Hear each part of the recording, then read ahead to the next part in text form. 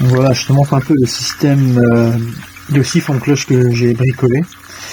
Donc je suis sur du tuyau de 40. Ce tuyau de 40, autour là, on voit qu'il y a une bague. C'est du 40 que j'ai élargi avec un décapeur thermique.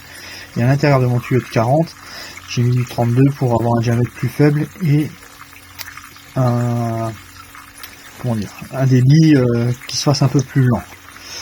Pourquoi je suis pas passé avec du 32 directement? Tout simplement parce que j'avais des joints inutiles de 40 et j'ai utilisé ce que j'avais sous la main. Un peu comme d'hab, système D.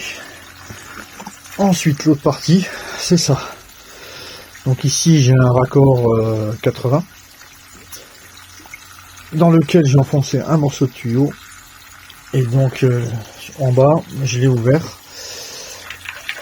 pour avoir un fond permanent d'eau qui est à peu près de 3 cm, 3 cm et demi. Donc là, hein, c'est ce que j'avais mis dans un de mes charts précédents. C'est une cagette que je me suis amusé à découper et qui empêche les billes d'argile de passer. C'est pas foufou parce que j'ai acheté des billes d'argile de très très mauvaise qualité et pas destinées à l'aquaponie, erreur de débutant. Et donc, il y a de tous les diamètres. Donc, comment que ça se passe quand le niveau d'eau maximum est atteint? Hop, je mets en place le siphon. Le siphon est en place, l'eau monte, ça fait un effet de ventouse. On voit là la membrane qui s'agite un peu. Je l'ai pas bien mis au fond. Et quand je suis plein, ça aspire et ça désiphonne. Là on voit un peu par transparence, le niveau de l'eau il est ici.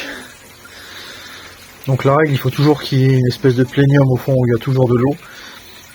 Une partie qui est soumise à marée et une partie qui est entre guillemets sèche.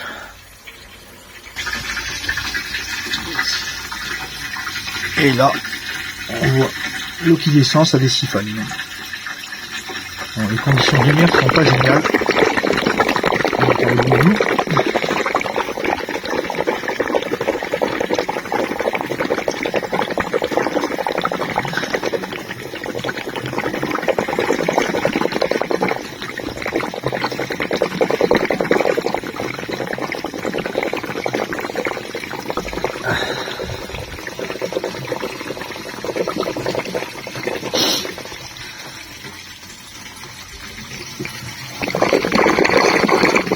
Et le look final, des siphonnages terminé.